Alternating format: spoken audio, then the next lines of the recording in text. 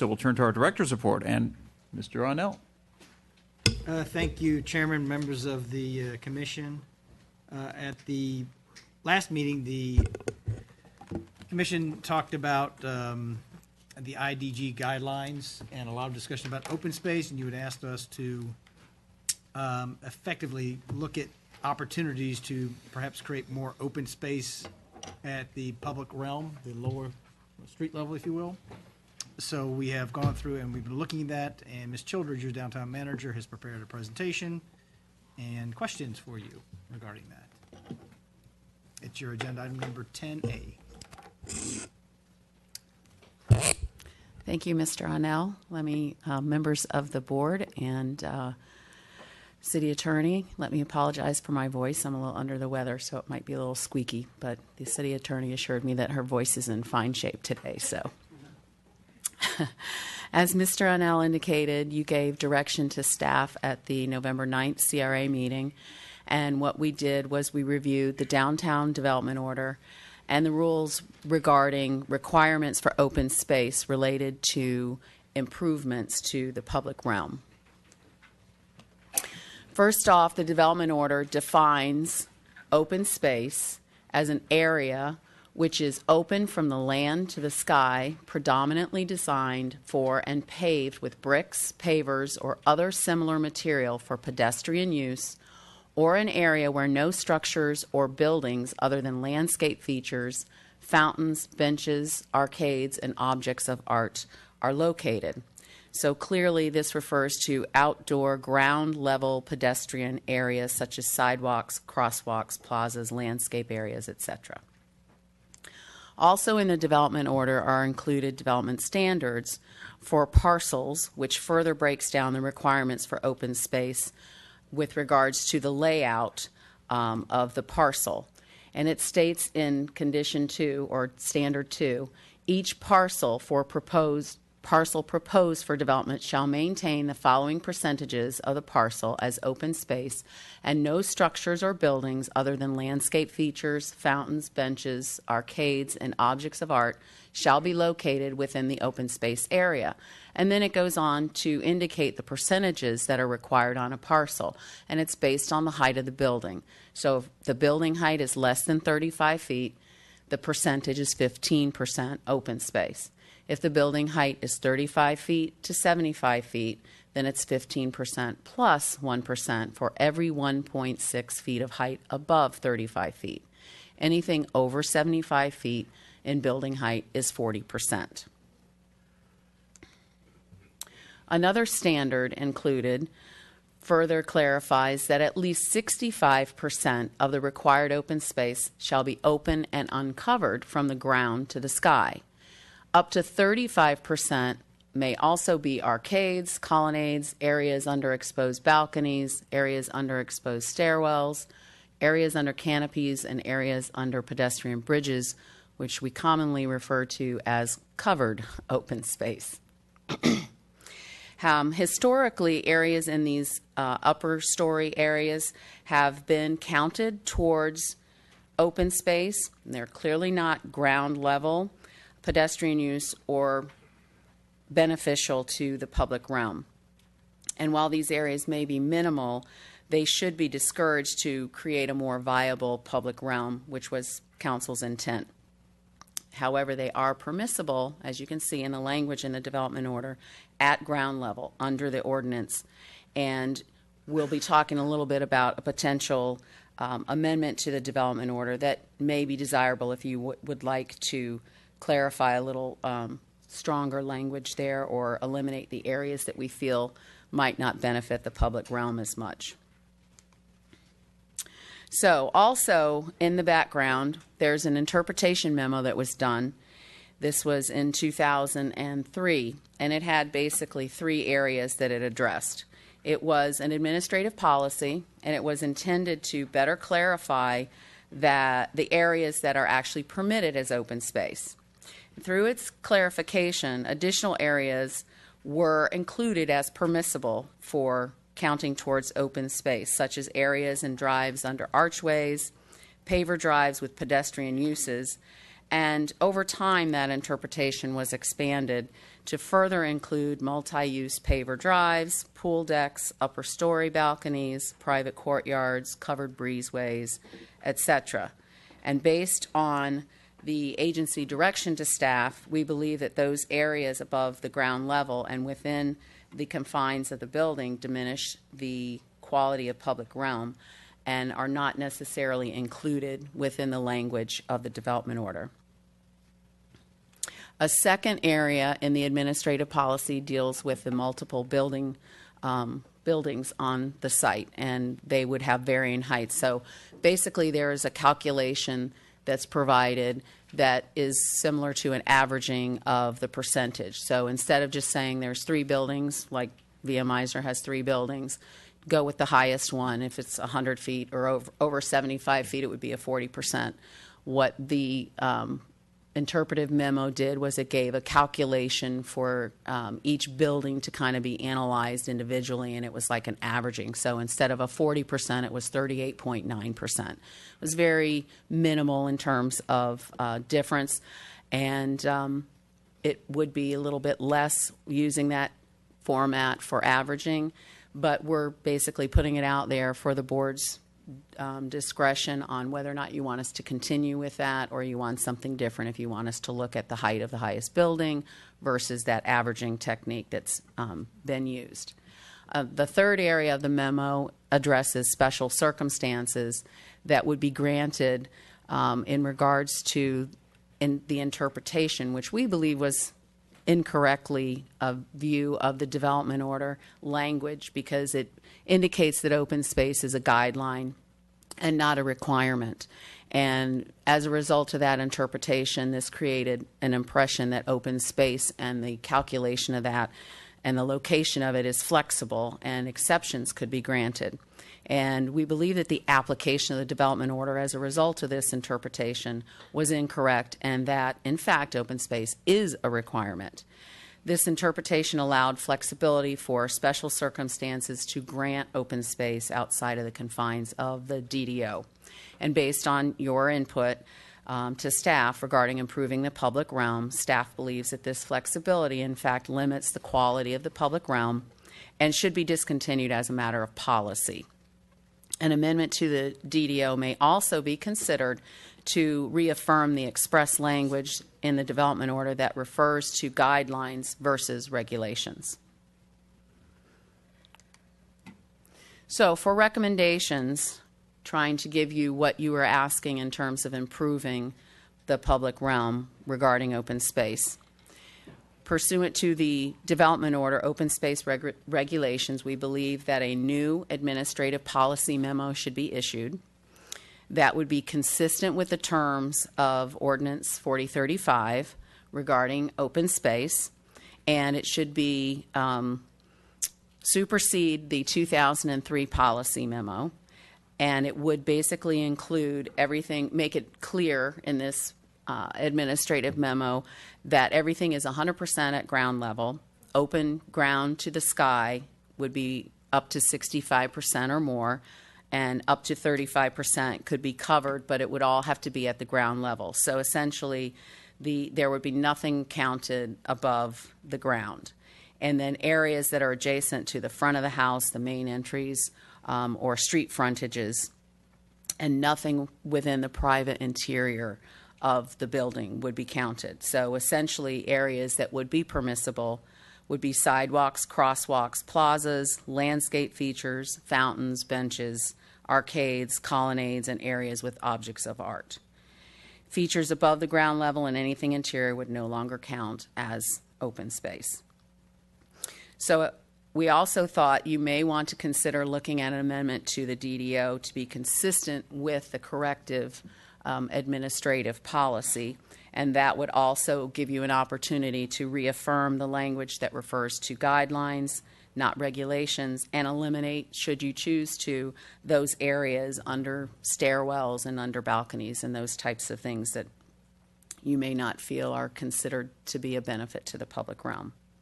Also, I wanted to note that staff is working on bringing back recommendations to you on the IDG and pattern book updates So those would be an amendment to the downtown development order, and certainly if you chose to pursue an amendment in regards to open space, we could easily incorporate that within the updates coming forward on the pattern book. And that's pretty much it. We're looking for consensus to proceed and what the board's pleasure is in regards to moving forward on this. Right. Well, thank you, Ms. Childers, for the presentation. I have a few questions, but first, members, any questions? A question then, please, Ms. Childers, on the special circumstances. To my recollection, there's been no recent, or very recent instance where the open space requirement was seen as a guideline and deviated. Put it another way, all of the recent projects in the downtown have met that mathematical threshold for open space. Are you aware of a project where, even though if there were special circumstances provided for in this 2003 policy memo, where it is actually implemented? No, sir, I'm not. Okay. So it's essentially this memo set out a policy that we've never adopted. It was a policy Or in place. A policy in place, but that it actually never resulted in any buildings going below the mathematical requirement for open space. I think that there were some administrative determinations that may have been made in regards to what they deemed was appropriate for open space and to be counted towards the open space. Okay. All right. And then just the other comments, you talked about two other things. One, open space at the ground floor, which could be done at the administrative level. That seems like a more significant policy change in implementation than does actually changing the issue, which would require an amendment concerning stairwells and other covered space. Fair to say? Could you repeat Sure. that? Is I'm it sorry, fair? my head's a You little talked- foggy today, That's okay. too. You talked about two other types of changes. One, which would be requiring the open space to be at ground level, as opposed to sometimes you can have it several floors up. Right. The other one was and that does not require an amendment to the DDRI, does it? No, it Okay. does not. That's just a policy That's just direction. superseding the existing administrative policy. Right. The irony is that that's a more significant change, I think, to the way that buildings would be developed than what would be the other thing you mentioned that would require a legislative change, which would be removing stairwells and balconies from the calculation of open space. I think you need to clarify. I think what you have here is in 2003, there was a memo issued by the then executive director, which we believe incorrectly applied the language of 4035 regarding open space. Oh, you're saying the language stairwells is not in 4035. That was just solely a policy and interpretation. I thought it was in 4035. It is. Some of it is. Yeah, when you say stairwell, some of it is, but I'm saying Right. in general, the memo did not match the actual, the actual language, the correct language, if you will, of 4035. Okay. All right. That helps. That does help, Mr. Arnell. Thank you. All right. Mr. Millay? Yeah, if I believe what I'm hearing is that what we want to do is we want open space, certainly to be open space, if we will, from the ground to the sky. We're not going to make it open space above the pool on the 16th floor or whatever. And we're talking about it being in the public. I think you used the phrase public realm, which is perfectly fine. It's going to be something that the public would have access to if they chose to go wherever they would go in this building. And that would be the open space. And I believe that that is what most people understand to be open space, and that these other things are adding in possibilities of saying, well, it's open space if I'm underneath an exposed stairway or whatever. Anyway, which is clearly not what anyone really believes, and is obviously some way of sort of gaming the system. Anyway, the short version is, it seems to me you're clarifying it to make it consistent with what is normally understood, and for that reason, I'm very much in favor of it. Mr. Weinroth? Thank you. To the city attorney, could some of this be done by resolution prior to a full redo of basically 4035? Could we, some of these tweaks, reinterpretations, as you might say, be handled that way? Right. If maybe we could just take one step back, because I think maybe we're having different conversations, or at least maybe I am. I don't I think what Ruby has attempted to relay is that the administrative memo, which staff has been following, and in fact got expanded even further, may not accurately reflect the language of 4035. That's what she is relaying to you, right? So that administrative memo, which was not adopted by the CRA, that I know of, never distributed to the CRA, was done purely administratively, has been the standards that staff has been using that are arguably, at least in some ways, inconsistent with the language of 4035. So what Ruby is suggesting, what staff is suggesting as an option, is to correct that error, to no longer interpret open space in those aspects of that are consistent with that memorandum that are not consistent with 4035. Okay? And to that extent, what she is suggesting, which I agree with her, is that that memo should be rescinded, superseded with a correct memo, a memo that accurately reflects what 4035 says, as opposed to both what it says and maybe how it's been expanded over the years to include things that were arguably, in staff's opinion, not within open space. So again, rephrasing my question. Right. Would a way for this body to help our executive director understand our desire be to use a resolution, or would it just be necessary for us to, by consensus, say to our director, this is what we want and this is where you should go forward? I think there are two things that are being suggested. One is that there is just consensus to the director to correct the administrative memo. If that is the consensus of the body, then they will supersede that administrative memo with a correct administrative memo. What's also been suggested is that, should the CRA desire, it would be appropriate to either together with other amendments of the DDRI or by itself, to simply reaffirm that the correct interpretation of open space is being utilized as opposed to some of the incorrect aspects. Okay. I would suggest to the chair that we might want to open this up to public comment at some point. Certainly, I do. I was planning on that. I do have a question for Ms. Frazier, just following up on Mr. Weinroth's question. So what And I think Mr. Arnell may have wanted to speak, so I don't want to cut him off. No, I Please. think you sort of said it basically. Whatever happens, this memo in 2003, if it's the direction of this body, needs to be corrected, which certainly as the executive director, I could do that just similarly as they've done here.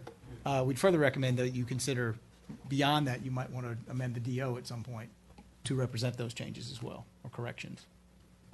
So to recap, there are two different but both viable means to do this if there were consensus. Just give direction to the executive director now, or do a resolution as Mr. Weinroth had posited. Or both. Or both. And just to be clear, when you're saying a resolution, if you were going to amend the DRI, you would do that with an ordinance. That would be an action for the council to do, Yes. effectuating the change. All right. Mr. Rogers? Are we going to have public comment on this now, Mr. Chair? Certainly. I just didn't know if there were more questions we've I been don't have back any and forth. questions. All right. I commend the staff for bringing this forward. Thank you. It's like All right, thank you. Let's open up public comment. As Mr. Groman approaches the mic, I wanted to throw out one thing for consideration. If we do find consensus today, I think somehow giving another opportunity for the public, particularly landowners who might be affected by this change, which may have been in place for 12 years, would be appropriate. I would also want to know if there's anything in the pipeline that this might impact. Potentially everything. Yeah. Every application that has open space calculated would be impacted by this, because this is it is the central basis upon which staff has been, rather than looking at 4035, they've over time using this and expansions of this to provide a calculation to you of open space. Well, do you see this as a problem for people who have relied to their detriment upon these past interpretations, who might now be in the process of preparing a submittal to us to find that their calculations are not going to be valid anymore? Okay, now I'm your attorney, so I'm going to tell you that no one is ever allowed to rely on errors in law. So to the extent that the open space calculation as set out in the 4035 says what it says, and administratively something different has been being applied, you don't get a vesting to wrong law. So no one is allowed to vest for that. Now, I certainly defer to this council. It's up to the policymakers about if you're considering things that impact property owners. It's certainly appropriate for the CRA to consider those things. As your lawyer, I'm just telling you legally, the 4035 has language. It's not an area of silence. There has been some time that for whatever reason, these interpretations that may have gotten fairly far away from the language of 4035 have developed, and that's kind of where we are factually. And this memo is 12 years old? 2003. Yeah, Yeah, okay, July 28th, 2003. okay. Thank you. All right. Mr. Groman? Good afternoon, Mr. Chair. Glenn Groman, 2201 Northwest Corporate Boulevard, Boca Raton, Florida. A couple of comments on this. First of all, if there was a policy memo that was done in 2003, it meant there needed to be clarification of what the underlying means or meanings within 4035 was. Okay, so a policy memo, what happened between 2003 and last week that somehow this policy memo needed to be changed or modified is somewhat of a mystery to me. I somewhat disagree with the city attorney about bad law and relying on bad law. Obviously, if the city actually operated and functioned under the old policy memo and granted approvals based on interpretations, that's something that was done in accordance. The policy memo is a policy memo. It's an act of the city. The way to fix this is to fix 4035 and amend 4035 to put in whatever the correct interpretations should be. Because if there needed to be a policy memo written, it meant that something was unclear. That's my take on that. But let's go back to the beginning. The start point in this is the 40% open space requirement. That by and of itself is something that's sort of on the really high side of where open space is based on form-based codes. I'm not aware of, I'm Mr. Siemens here, but I'm not aware of any city that has such a high open space requirement. That being said, open space is important, and again, you've heard me advocate about pocket parks and rejiggering and moving things around that could be more accessible to the public. The other comment that Ms. Childers made, or the process, or something that Mr. Millay commented on, is counting things above grade or on the roof or something like that. That's exactly opposite to where open space requirements are being calculated. People are putting open space on the roofs of parking garages and on the roofs of office buildings. If you can have access to it, it should count as open space from the public. If you look at the body of what's going on in the current development climate, the development climate is moving toward open space exactly opposite of the proposed policy of taking that away. Now, I understand a pool deck might be something different, but we have buildings now, step-down buildings and things like that. We have designs, a whole design element that might be taken out of the equation. It's actually rather beautiful.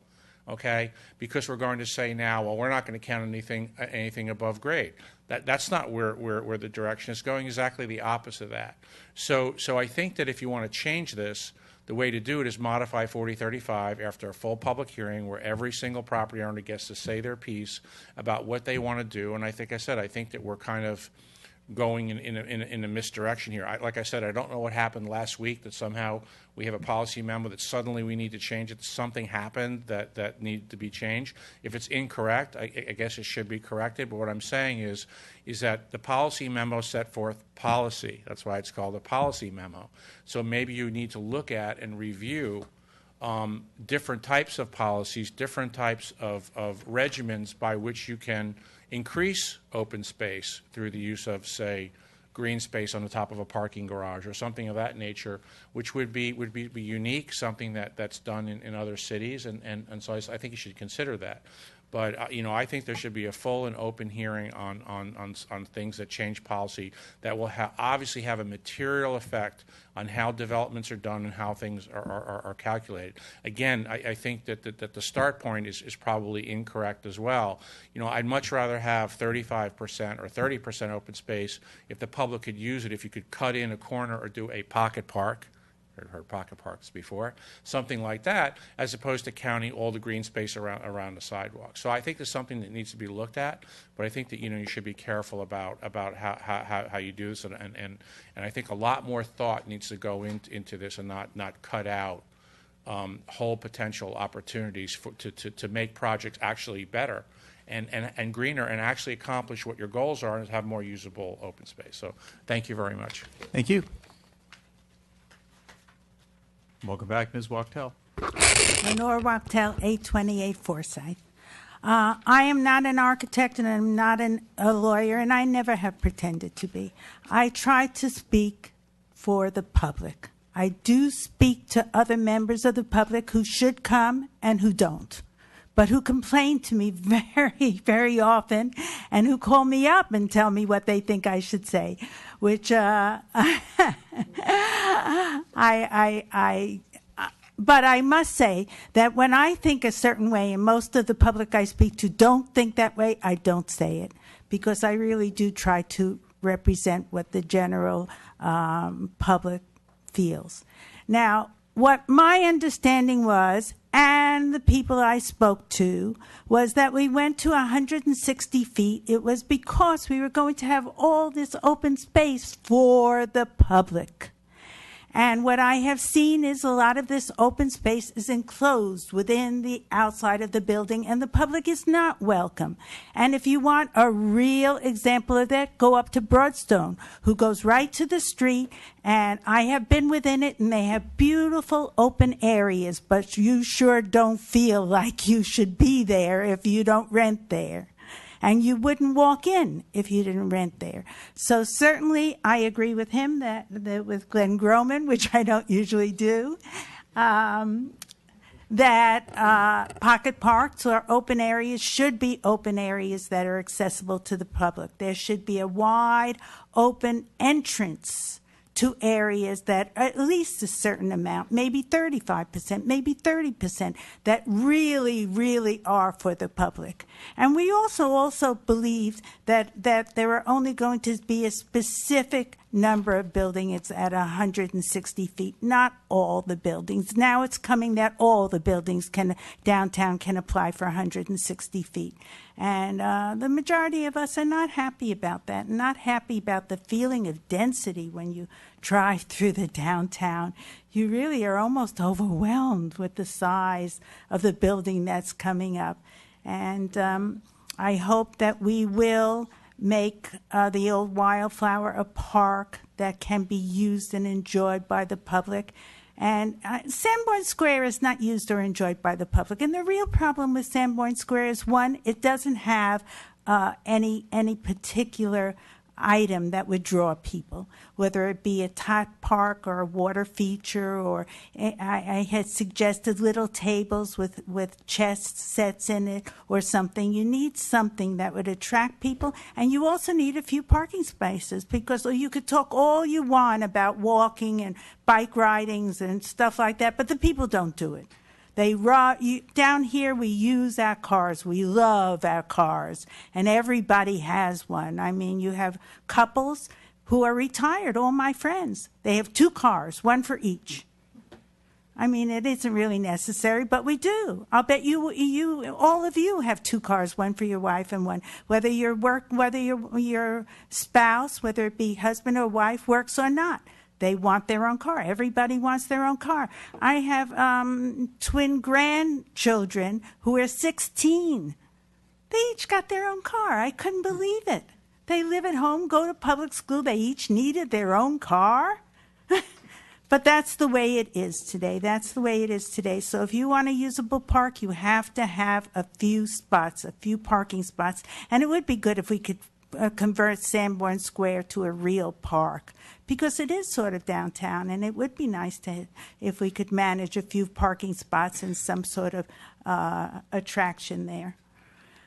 But as far as the open space, I'm back to the point that it has to be accessible. You have to be accessible, otherwise it's just no good. I mean, Broadstone's open space is beautiful, but it's no good for the public. Thank you. Thank you, Ms. Wachtel. Public comment? Anyone else wishing to comment on this matter? Good afternoon again, Mr. Seaman. Charles Seaman, Gray Robinson, 225 Northeast Meisner Boulevard. I would encourage you to step back and really look at this issue. I think consulting with the various designers who've been involved in projects in Boca Raton, we're all the evil empire, but we have worked with the code. I had the pleasure of being involved in the preparation of 4035, I think it's time to look back on what we've done and assess it in terms of the open space. But it's not that simple. For example, in a public office building, the internal open space is often a great amenity. And so just because it's inside doesn't mean it shouldn't count as open space. So I think that it really asks for more consideration than just living with 4035, because I frankly think it's in the open space area, there was a lot of compromise on what was selected, and the language is general. The language actually uses the word guideline, and I don't think that was a compromise, a political compromise that was made by the city council. But I just would encourage you to, I don't know that you need to hire a consultant. You have a lot of talent in town and people who have designed projects in the downtown who could come in and I think contribute in some sort of workshop or meeting that would, I think, be useful. All right, thank you, Mr. Seaman. Anyone else from the public wishing to comment on this issue? All right, seeing none, we'll close the public comment. No, that's all right. Members, any thoughts? I mean, I think this was intended as a jumping off point. I don't know where we're going. I don't know if we're going to get clarity now. And given the dearth of speakers, I would be reluctant to say this is the new policy change. We've done all of our homework. We're done. Well, I think we have two important areas here. One would be the ground to sky, whether that should be the kind of thing that we're trying to strive for, and the second is this issue of public accessibility to the open space. I think these are things that do require some additional consideration and some input from the community. And I think we should be correcting what is a flaw in the policy to straighten out some of the egregious problems, but I think that this is going to be a work in progress, and maybe we should be holding either a CRA workshop or just notice another meeting and have some more input from the community on this. Mr. Arnell, you... Yeah, what I was going to say was, this is a response to questions asked by this body a few weeks ago. What we've brought you was not intended for you to say, yes, go write a memo and issue it. It was to put the topic on the table, and then if you said, yes, go draft it, we'd draft something and bring it back to the hearing process. It wasn't intended like, today we're gone, tomorrow I'm going to issue a memo that says something. We did, Good. So just so you know what the thinking was, it's perfectly fine to go and take input from, maybe staff does a workshop with the architects or whoever. That's fine too. So. Mr. Rogers? Yeah, Mr. Chair, I think I like what Commissioner Moulet said. I think we're looking to really apply the law as it was written, maybe patch up in a few areas. I don't think we're giving direction to write the memo right this second, although I think I would be in favor of it if we were. We're simply saying, make sure that open space is accessible to the public. I'm not so bent out of shape on if it's on the first floor or ground floor, but certainly a private pool in an apartment complex that's on the roof or a private courtyard that the public can't get to is not what I think we should consider open space or what 4035 considered open space. So if we could gear the memo towards accessible space, I'm not so concerned on the height or elevation of it, but as long as it's usable by the vast majority of people, I certainly support moving a memo and application of policy in that direction. Mr. Chairman, I guess I have a question of staff. Does anyone know why Mr. George wrote this memo? I mean, what was the issue? George Brown, you've been here the longest. Anybody remember? No, we don't know. We've asked, but we don't know. Okay. We just can't figure out why all of a sudden he decided, or staff decided to reinterpret 4035 in their own manner. No, we're not aware of why. Well, we have 4035, and I agree that we should live by it, and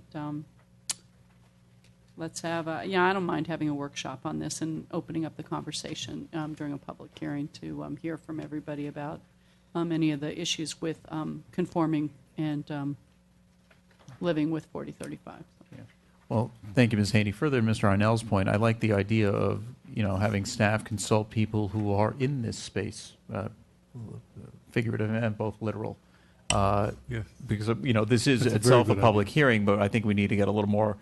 I thought this is one step to keep advancing the ball further to what I think we all want, meaningful, accessible, open space.